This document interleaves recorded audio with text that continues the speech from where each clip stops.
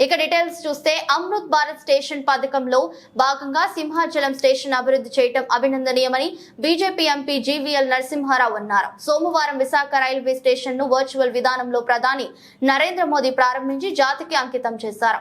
ఈ కార్యక్రమానికి విశాఖ పశ్చిమ MLA Ganababu, railway DRM Saurabh Prasad, పలువురు అధికారులు పాల్గొన్నారు.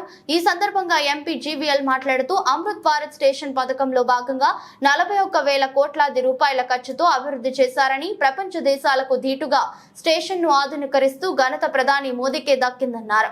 ప్రధాని మోదీ నవ్య భారత్ నిర్మాతాన్ని కొనియాడారు. నిన్న ప్రధానమంత్రి గారు 5 ఎయిమ్స్ దేశవ్యాప్తంగా 5 ఎయిమ్స్ సంస్థల్ని వాటిని జాతికి అంకితం చేయడం జరిగింది. ఒక్కొక్క ఎయిమ్స్ అంటే ఒక రాష్ట్రానికి ఒక ఆరోగ్య భద్రత ఇచ్చేటువంటి ఒక సంస్థ. మంగళగిరిలో నిర్మాణమైనటువంటి ఎయిమ్స్ నిన్న ప్రధాని గారు జాతికి అంకితం చేశారు. మీలో చాలా మందికి అక్కడికి వెళ్ళే అవకాశం వచ్చుండకపోవచ్చు. కానీ ఆంధ్రప్రదేశ్ రాష్ట్రంలో మంగళగిరి లాంటి ఎయిమ్స్ లాంటి కార్పొరేట్ హాస్పిటల్ కూడా ఎందుకు పనికిరాదు. ఆ స్థాయిలో నిర్మాణం జరిగింది. ప్రభుత్వ రంగంలో మోడీ గారు ఈరోజు 554 రైల్వే స్టేషన్స్ ని అమృత్ భారత్ అనేటువంటి పేరుతో వాటి నిర్మాణాన్ని చేపడుతున్నారు. అది కాకుండా 1500 రైలు ఓవర్ అండ్ అండర్ బ్రిడ్జెస్, మొత్తం దాదాపుగా 41,000 కోట్ల రూపాయల రైల్వే ప్రాజెక్ట్స్ ని ఈరోజు వాటికి శంకుస్థాపన ప్రధాని నరేంద్ర మోదీ గారు చేస్తున్నారు. నరేంద్ర మోదీ గారు నవ్య భారతం అంటే అదేదో స్లోగన్ అని కొంతమంది అనుకున్నారు. ఎందుకంటే గరీబీ హటావో అని చెప్పి గతంలో కొన్ని ప్రభుత్వాలు కేవలం స్లోగన్స్కే పరిమితమయ్యేవి. కానీ నరేంద్ర మోదీ గారు కారణ జన్ముడు, భారత ఉన్నతి కోసం జన్మించినటువంటి ఒక మహోన్నతమైన వ్యక్తి. సామాన్య మనిషి కాదు, సామాన్య ప్రధాని కాదు. ఆంధ్రప్రదేశ్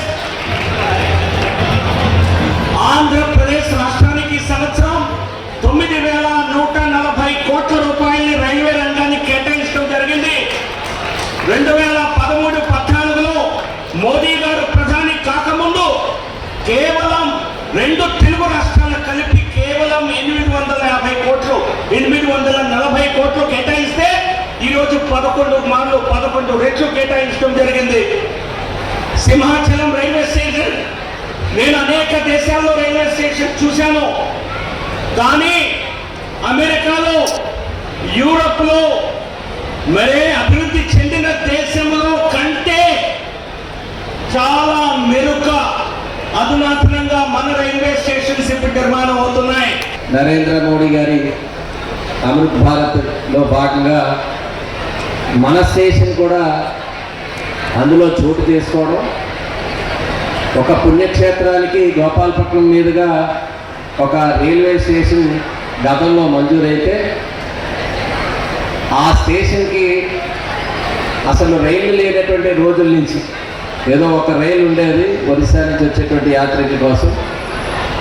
ఎప్పుడు విశాఖ నగరానికి చేరువలో ఉండేటువంటి స్టేషన్ కావటం, ఇప్పుడు ఉండేటువంటి ఈ పాలసీ ద్వారా దేశ ప్రధాని గారు నరేంద్ర మోడీ గారు రైల్వే స్టేషన్ అన్నింటినీ కూడా ఆధునీకరణ చేసేటువంటి క్రమంలో విశాఖపట్నం రైల్వే స్టేషన్ కూడా ఒక మోడర్నైజ్డ్ స్టేషన్గా తయారు కావడానికి ఆల్రెడీ పనులు ప్రారంభం కావటం,